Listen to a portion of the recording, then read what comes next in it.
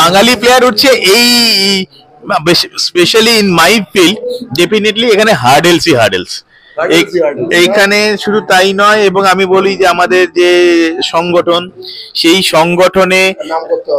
সেই সংগঠনে মেম্বারশিপ পর্যন্ত আমি অনেক বছর পাইনি।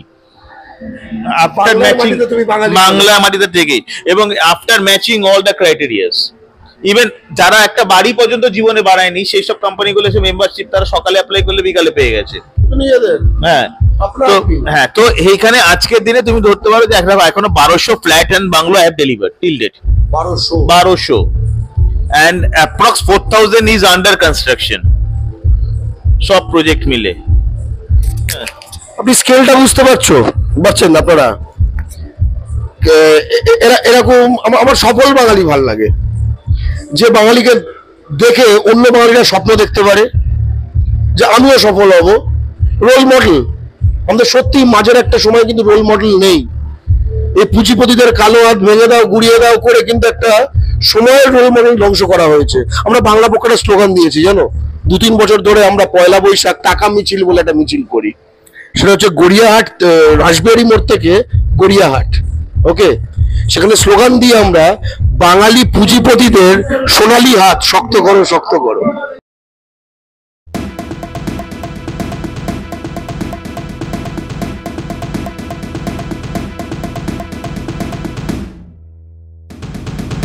আমি কিন্তু যখনই কনস্ট্রাকশনটা আমার প্যাশন বুঝতে পারলাম তখন থেকে আমার মনে হলো যে really I can do something.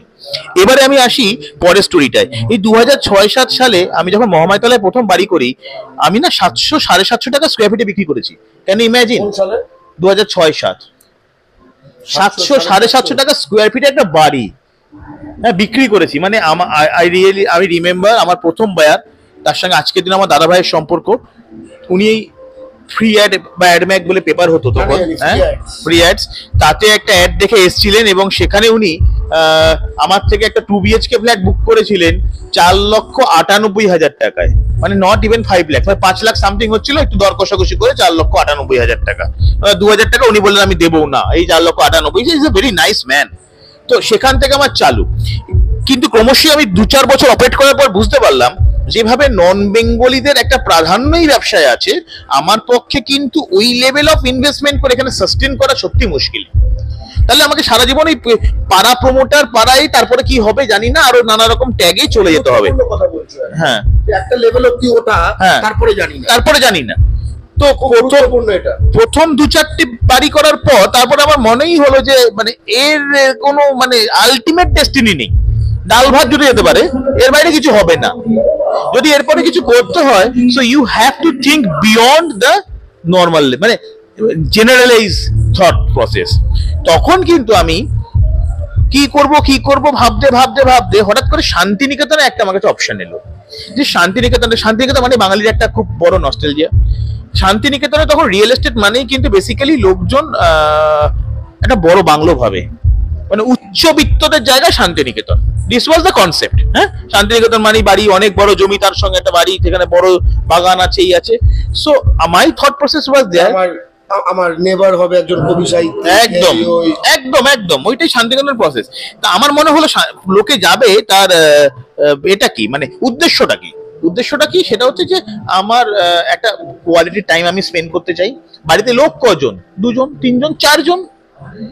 যদি একটা 4 BHK বাংলোও বানায়, তার লাইবিলিটি সারা বছর নেওয়ার পর বছরে একদিনের জন্য যাচ্ছে 4 জন।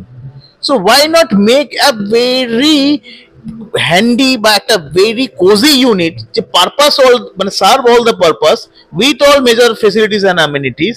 Let's make a studio apartment. In fact এই কথাটা বলছে স্টুডিও অ্যাপার্টমেন্ট, এই যে কনসেপ্টে যেটা বলছে, মার্কিন যুক্তরাষ্ট্রে আমি যখন ছিলাম, আমি প্রথমে স্টুডিও অ্যাপার্টমেন্ট কথাটা মানেও বুঝতে পারতাম না। ওই যে স্টুডিও কথাটা আমি বলছি, স্টুডিও মানে তো স্টুডিও, ফটো তোলা হয় বা এই স্টুডিও অ্যাপার্টমেন্ট। পরে যেটা বুঝলাম, এখন হয়তো অনেকে বোঝেন, যে যেটা একটা ঘর, বাথরুম, কিচেন, মানে ওটাই ঘর, ওটাই থাকা। কারণ আপনি তো ওই বুঝতে পেরেছেন। এবং যাই হোক, বলো studio apartment.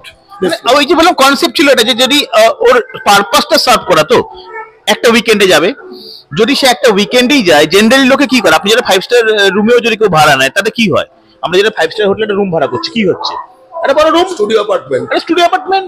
So let's make a studio apartment with a Bengali touch. কোথায় ডিফারেন্স? বেঙ্গলি টাচটা কোথায়? একটা ছোট্ট কিচেন দিয়ে দিল। বাঙালি লোক রান্না না করতে পারলে কি করে হবে? Small kitchen, piece of kitchen, একটা ছোট্ট বারান্দা। বাঙালি লোক একটা ছোট্ট বারান্দায় গিয়ে সকালবেলা একটু গামছা না মেলতে পারলে কি করে হবে? So this was the sentiment, the little sentiment I have add on this. আর 2010 সালে আমি ওই শান্তিনিকেতনে স্টুডিও অ্যাপার্টমেন্ট পান্থনিবাসে লঞ্চ করলাম একটা প্রাইস অফ 2 lakhs। লোকে তখন ভেবেছিল যে আর একটা কোনো চিটিং বাজ চলে এসছে মার্কেটে, টাকাটা যাচ্ছে গোল হয়ে, whatever in hanky panky whatever it is. কিছু কিছু লোক রিস্কটা নিয়ে নিল, ভীষণ খারাপ। তখন নানা রকম ইস্যুস, তখন কিছু লোক আবার এই রিস্কটাকে এভাবে তখন নিল, তারা আজকের দিনে বলে তখন ভেবেছিলাম আচ্ছা টোটাল তো 2 লাখ, টোটাল টাকাটা তো একবারে নিচ্ছে না, কিছু টাকা নেবে কিছু নেবে না, তারপরে যদি যায়ও কিছুই যাবে। আবার এরকমও হতে পারে যে যদি এই টাকায় যদি 4টে ওয়ালও দিয়ে দেয় তাতে হয়তো আমরা বাকিটা আমরা করে নেব। So this was the thought process, mix and match.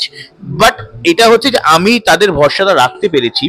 শান্তিনিকেতনে পান্থনিবাস ইজ এ মাইলস্টোন প্রজেক্ট নাও, প্রায় 750 unit and the largest in the district. সেখান থেকে শুরু করে সেই 2 লাখের ইনভেস্টমেন্টটা যখন নাকি আজকে তারা 18 লাখ 20 লাখে রিসেল করে, আমার কাছে খুব ভালো লাগে কোথায় যে অ্যাজ এ ইনভেস্টার তারা যখন শ্রী বালাজির উপর ভরসা রেখে এই জায়গাটা যেতে পেরেছে। কিন্তু এই 2 লাখ থেকে 18 লাখের যে জার্নিটা, that was definitely not smooth as আমি জাস্ট ফ্র্যাকশন অফ সেকেন্ডে যেরকম করে বলে দিলাম। কিন্তু এর মধ্যে যেটা ছিল সেটা, এর মধ্যে প্রচুর হার্ডেলস, এর মধ্যে প্রচুর ডেডিকেশন। হার্ডেলস বলতে একটা রিয়েল এস্টেট প্রজেক্ট করতে গেলে অনেক কিছুই হয়তো আমি তোমাকে সামনাসামনি বলতে পারবো না। ইউ নো, আমি অন্যভাবে জিজ্ঞেস করছি, তুমিও ডিপ্লোম্যাটিক্যালি উত্তর দিও। একটা বাঙালি প্লেয়ার উঠছে, এতে কি কি সমস্যা ফেস করেছো? ডিপ্লোম্যাটিক্যালি আনসার দিও। বাঙালি প্লেয়ার উঠছে এই specially in my field, definitely এখানে হার্ডেলসই হার্ডেলস। এইখানে শুধু তাই নয়, এবং আমি বলি যে আমাদের যে সংগঠন, সেই সংগঠনে মেম্বারশিপ পর্যন্ত আমি অনেক বছর পাইনি। আফটার ম্যাচিং বাংলা মাটিতে থেকে, এবং after matching all the criterias, even যারা একটা বাড়ি পর্যন্ত জীবনে বাড়ায়নি সেই সব কোম্পানিগুলো এসে মেম্বারশিপ তারা সকালে অ্যাপ্লাই করলে বিকালে পেয়ে গেছে। হ্যাঁ, তো এইখানে আজকের দিনে তুমি ধরতে পারো যে এখনো 1200 flat and bungalow have delivered till date. 1200 and approx 4000 is under construction, সব প্রজেক্ট মিলে। আপনি স্কেলটা বুঝতে পারছেন আপনারা? এরকম আমার সফল বাঙালি ভাল লাগে, যে বাঙালিকে দেখে অন্য বাঙালিরা স্বপ্ন দেখতে পারে যে আমিও সফল হব। রোল মডেল আমাদের সত্যি মাঝের একটা সময় কিন্তু রোল মডেল নেই।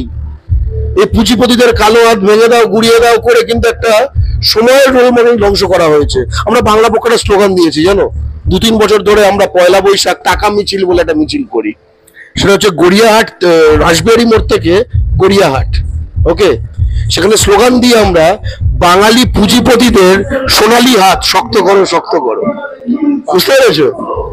কারণ অনেকগুলো তো পুরোনো সময়ের পুরোনো যে ধ্যান ধারণা, যে পুঁজি সম্বন্ধে যে নেগেটিভ ধারণা, টাকা করা সম্বন্ধে যে নেগেটিভ ধারণা, ইভেন ফ্ল্যাশি হাই লাইফ সম্বন্ধে যে নেগেটিভ ধারণা, স্বপ্ন থাকতে হবে তো, যেটা আমাকে তো নিয়ে যাবে, তাই না? আপনারা দেখছেন আওয়াজ, রোজকারের হক কথা। ফর মোর আপডেটস অ্যাবাউট আওয়াজ, please subscribe our YouTube channel.